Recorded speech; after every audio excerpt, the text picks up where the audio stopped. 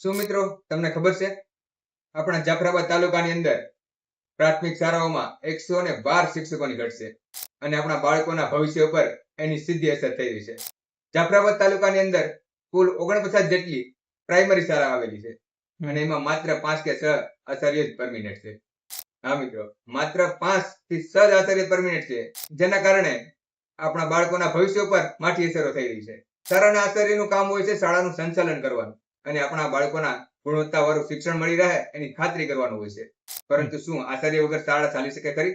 જો મિત્રો તમે જોયું ને, શિક્ષકોને આચાર્યના અછતના કારણે આપણા બાળકોનું ભવિષ્ય અંધકારમય તરફ જઈ રહ્યું છે અને તે ફરીથી પ્રકાશિત ત્યારે થશે જ્યારે કોઈ શિક્ષિત ઉમેદવાર ને તમારો કિંમતી અને પવિત્ર મત આપી આવનારી સ્થાનિક સ્વરાજની ચૂંટણીમાં, તાલુકા પંચાયત અને જિલ્લા પંચાયતની ચૂંટણીમાં કોંગ્રેસ પક્ષના શિક્ષિત ઉમેદવારોને મત આપી વિજય બનાવશો। અને આશા છે કે તમે તમારો કિંમતી અને પવિત્ર મત તમારા બાળકોના ભવિષ્યને ધ્યાનમાં રાખીને આપશો।